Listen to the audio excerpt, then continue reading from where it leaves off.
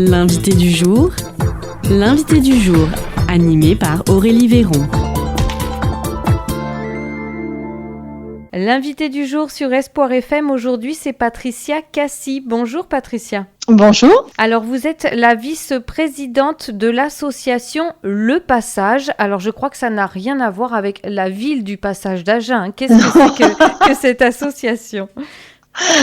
Non, pas du tout. L'association Le Passage, c'est une association de bénévoles qui œuvre donc depuis 2009 à l'accompagnement des personnes en fin de vie et à leurs familles. Donc nous sommes une association de bénévoles d'accompagnement de personnes en fin de vie et à leurs familles. Alors après, l'association, il faut savoir c'est une association reconnue d'intérêt général, ce qui est important parce que quand il y a des dons, on peut les déduire des impôts. On est affilié aussi à Cap Palliatif, qui est une cellule régionale, Cap Palliatif Nouvelle-Aquitaine.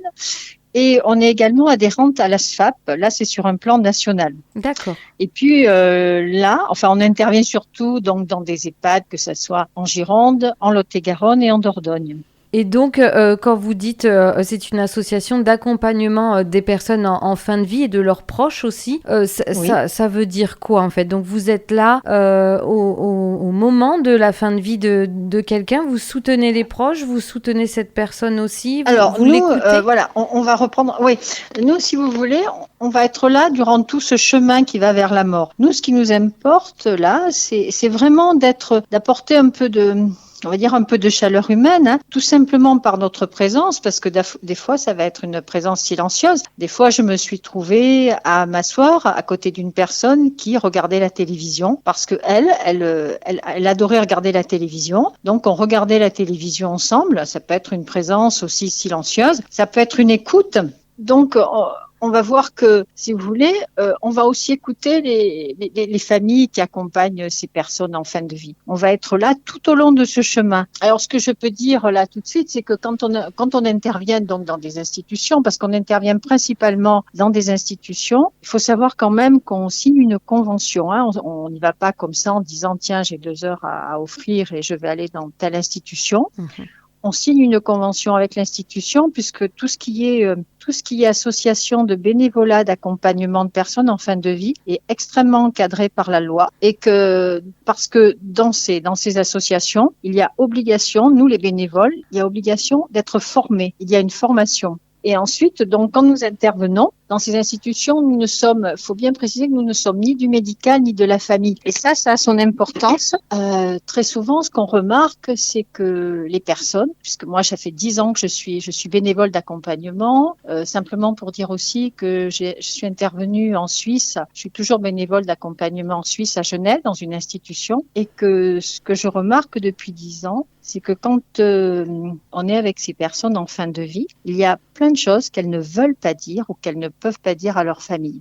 Et en parlant, elle me disait souvent, ça, je peux pas le dire à mon fils ou je ne peux pas le dire à ma fille. Alors très souvent, on voit que soit c'est par pudeur, souvent c'est parce qu'ils ont peur d'être jugés aussi. Alors que par exemple, avec nous, ils peuvent parler, ils savent qu'on ne va pas les juger, on ne va pas on va pas essayer de les faire changer d'avis. Et ce que je disais, c'est qu'on accompagne tout le monde, quelles que soient leurs opinions et quelle que soit leur religion, quelle que soit leur croyance. On a un profond respect. Ça, c'est vraiment une des choses sur lesquelles on met le point, un respect de l'être humain. Ensuite, donc, quand notre présence, elle est importante là, parce que justement, on va pouvoir être là avec nous. Ils vont s'ouvrir, ils vont parler de leur peur, parce que, alors, il y a aussi ça, c'est qu'à leur famille, ils veulent souvent les protéger. Ils ont peur de leur faire de la peine. Du coup, souvent, ils ne leur parlent pas de leurs angoisses, de leur peur de mourir. Ou bien ça peut être des secrets qui sont très lourds. Et là, par exemple, je repense à une dame d'un certain âge qui, lors de notre dernière entrevue, m'a dit « il faut absolument que je vous parle ». C'est comme un témoignage et elle avait grandi en Allemagne pendant la Deuxième Guerre mondiale. Donc ses parents avaient participé à la Deuxième Guerre mondiale et elle m'a raconté un petit peu tout ça. C'était assez difficile des fois à entendre. Puis après, elle a déroulé sa vie et elle m'a expliqué aussi où elle voulait être enterrée. Alors j'étais un peu étonnée parce que cette personne était très entourée. Elle avait de la famille, des enfants, des petits-enfants. Et donc je dis mais pourquoi, je comprends pas, pourquoi vous n'en parlez pas à vos enfants ? Et elle me dit, ben non, parce qu'ils ne comprendraient pas. Ils essaieraient de me faire changer d'avis, ils se fâcheraient. Et elle me dit, moi maintenant, elle était très consciente qu'elle était à quelques jours, voire quelques heures de la mort. Et elle me dit, moi maintenant, j'ai besoin de paix. J'ai besoin de paix, de tranquillité. Alors si vous l'écrivez, je sais qu'ils vont respecter mes dernières volontés. Voilà, parce qu'on peut se dire, quand on est dans des institutions, il y a l'équipe médicale, il y en a qui sont bien entourés, donc les bénévoles, à quoi ça sert? À la limite, ben si, tout compte fait, ça sert énormément, parce qu'on voit que nous n'avons pas de lien affectif avec la personne, et là, ils peuvent parler. Donc voilà, nous les accompagnons jusqu'au bout, et souvent, effectivement, nous accompagnons aussi la famille. Ce que je vois dans le témoignage que vous venez d'apporter, c'est qu'il y a encore beaucoup de manque de préparation à sa propre mort. C'est pas quelque chose que l'on fait encore en France. Oh, ça c'est un sujet. Oui, tout à fait. Alors, et justement, c'est un énorme problème. C'est de réfléchir à sa mort, de réfléchir à sa propre mort. Et puis, par exemple, enfin, ce qui est important aussi, c'est cette fin de vie.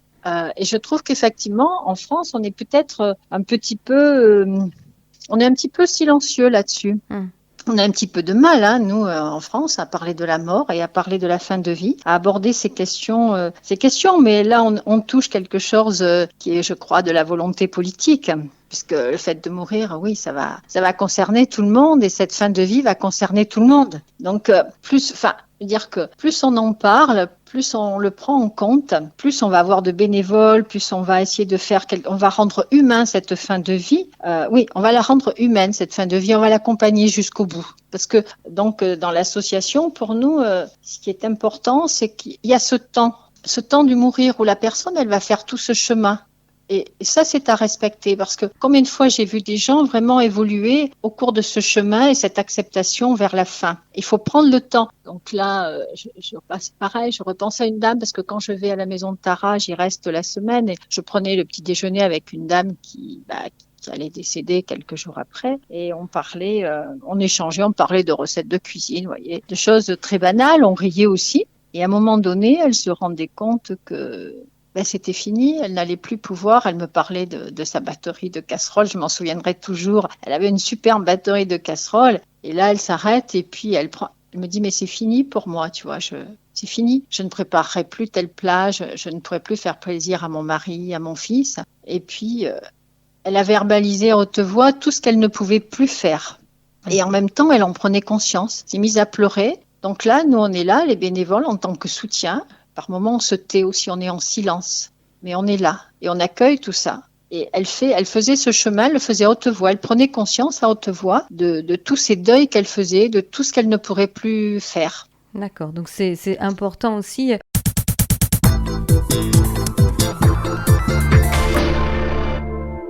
Vous, Patricia Cassis, pourquoi est-ce que vous êtes devenue bénévole à l'association Le Passage ? Alors, si je suis devenue bénévole d'accompagnement de personnes en fin de vie, il y a plusieurs paramètres, il y a plusieurs choses. La première, c'est que j'ai vu un film il y a très longtemps où effectivement il y avait comme ça des structures magnifiques, je crois que c'était en Belgique, comme des petites maisons en bois où on accompagnait les personnes en fin de vie. Je me dis, mais c'est extraordinaire avec des bénévoles, enfin bon, voilà. Et puis ensuite, j'ai accompagné une personne de ma famille, donc qui était en fin de vie. Je suis allée à l'hôpital et je sortais dans le couloir quand il y avait des soins ou quand il y avait des personnes de sa famille qui venaient, enfin de ma famille. Et là, il y avait une porte qui était toujours ouverte de la chambre d'à côté. Puis j'ai demandé au personnel soignant parce qu'il n'y avait jamais personne. Et effectivement, cette personne, aussi en fin de vie, il n'y avait personne qui venait la voir. Donc à un moment donné, j'ai croisé son regard. Puis il m'a fait signe, un monsieur d'un certain âge, il m'a fait signe d'entrer. Donc voilà, je suis entrée, puis nous avons commencé donc je lui ai rendu visite. À chaque fois que j'allais voir cette personne de ma famille, je lui ai rendu visite et les premières choses qu'il m'a dites, c'est qu'est-ce qu'il a de la chance, le monsieur d'à côté, d'avoir de la visite.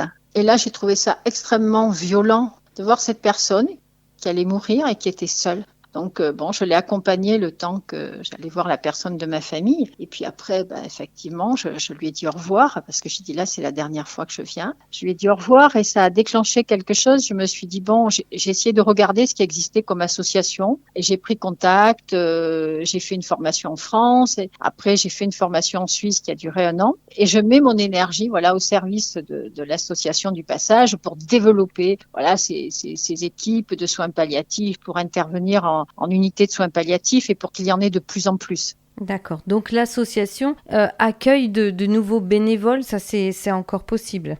Alors, bien sûr. Alors, c'est même possible et c'est souhaitable. Justement, on a vraiment besoin de bénévoles pour se développer. Et en plus, pour devenir bénévole, il faut savoir qu'il y a une formation qui est assurée, qui est gratuite et qui est assurée par l'association. Ça fait partie des obligations parce que, comme je disais tout à l'heure, toutes les associations telles que le Passage, qui sont des associations d'accompagnement de personnes en fin de vie, sont extrêmement encadrées par la loi. Donc, il y a une formation qui chez nous se déroule sur 2 samedis. Et donc pour être bénévole, il n'y a absolument pas besoin de diplôme particulier, il y a juste besoin d'avoir un peu de temps à offrir. Alors il faut un peu de régularité bien sûr, mais ça peut être 1 fois par semaine ou tous les 15 jours ou 1 fois par mois. Ce qu'il faut aussi, c'est de ne pas avoir perdu un proche récemment, il ne faut pas être en deuil. Et puis surtout, il faut avoir envie, il faut avoir du cœur, il faut être capable de s'asseoir à côté de quelqu'un d'autre et de l'écouter. Mais quand je dis l'écouter, c'est l'écouter vraiment. Et quand on va vraiment écouter l'autre, on va finir par s'oublier nous-mêmes. Et là, on va être comme dans une bulle. On n'est plus séparés. On se sent relié à l'autre. Alors, c'est difficile de mettre des mots, mais c'est pour ça que quand j'accompagne, je dis merci à chaque fois aux personnes que j'accompagne parce que on donne effectivement un tout petit peu de notre temps, mais on reçoit tellement. Enfin, on ressort, on est rempli de gratitude, quoi. On a l'impression que quelque part, c'est comme si notre cœur un petit peu s'ouvrait. Enfin, je sais pas si j'arrive à me faire comprendre. Voilà. Donc, il y a de la place pour devenir bénévole, oui. Et c'est vraiment quelque chose aussi une aventure extraordinaire. Alors donc il y a devenir bénévole, mais bien sûr il y a plusieurs actions aussi à l'association Le Passage. Donc vous l'avez dit, il y a un accompagnement des personnes en fin de vie, en EHPAD, en soins palliatifs ou dans les hôpitaux, mais vous aidez aussi les familles, c'est bien ça? Il y a des groupes de parole? Alors ouais, voilà, il y a des groupes de parole qui se mettent en place. Donc ça, c'est une chose. Il y en a 2, il y en a un donc à Saint-Cernin-de-Duras, un à Montségur. Il y en aura sans doute un prochainement, mais enfin vous êtes en Lot-et-Garonne, il y en aura sans doute un prochainement aussi en Dordogne. Et quand on dit on accompagne les familles, c'est que quand on va en unité de soins palliatifs ou en EHPAD, et surtout en unité de soins palliatifs et qu'il y a les familles, moi je me suis trouvée très souvent à devoir prendre du temps, soit pour, je me souviens d'un fils avec qui nous avons beaucoup parlé, parce que sa maman était en fin de vie. On parle beaucoup avec les membres de la famille, ils ont besoin de parler, ils ont besoin juste d'être écoutés. Tout comme les personnes en fin de vie, ils ont besoin d'être écoutés. Ils ont besoin de sentir qu'il y a quelqu'un qui les écoute vraiment. Et puis parce que en même temps, l'écoute, elle peut être, ce qu'il faut savoir, elle peut être très enveloppante. Vous voyez, si on est là vraiment, ils se mettent à parler et à parler de plus en plus et ils vont pouvoir confier leurs peurs, leurs angoisses et ça va les apaiser. Donc oui, on les accompagne aussi quand on va en EHPAD et quand on va dans les unités de soins palliatifs et à travers les groupes de parole, tout à fait, là c'est à travers les groupes de parole d'endeuillés, oui. D'accord. Donc ces groupes de parole, il y a une participation financière pour en faire partie, pour aller à un groupe de parole, c'est bien ça? Voilà, qui est toute minime, qui est de 5 €, oui, exactement. D'accord, donc on va redonner les prochaines dates donc de mémoire. Le mercredi 24 septembre, c'est à 18h30 à Saint-Cernin-de-Duras. Bien sûr, si on souhaite plus d'informations, il suffit d'aller sur le site internet le-passage.org. On y retrouve toutes les informations. Oui, voilà. Oui, tout à fait. Là, et puis c'est vrai que j'en profite pour dire qu'il y a également le numéro de téléphone s'il y a des questions, s'il y a des personnes qui souhaitent être bénévoles, qui se sentent concernées. Il y a le numéro de téléphone de la présidente, et puis moi je vais donner également le mien aussi, si vous le permettez. Oui, on vous écoute. C'est le 06 74 22 62 50. Donc je redis, je m'appelle Patricia Cassi et j'en suis la vice-présidente. Donc, si vous avez effectivement juste quelques heures à offrir, nous serons très, très heureux de vous accueillir au sein de l'association. Et comme je dis des fois, si vous avez juste un peu de temps et beaucoup de cœur ou beaucoup de cœur et un peu de temps, rejoignons-nous. Parce que c'est vrai que plus nous serons, et plus nous pourrons participer à rendre le plus humain possible ces derniers instants de vie. Tout à fait. Mais bien, en tout cas, merci beaucoup, Patricia Cassis. Donc, je le rappelle, vous êtes la vice-présidente de l'association Le Passage. On retrouve toutes les informations sur le site internet le-passage.org. Et puis, voilà, n'hésitez pas à le consulter pour en savoir plus. Merci à vous, donc, Patricia Cassis, d'avoir passé ce petit moment avec nous sur Espoir FM. Merci à vous. Merci beaucoup. Au revoir. C'était l'invité du jour, animé par Aurélie Véron.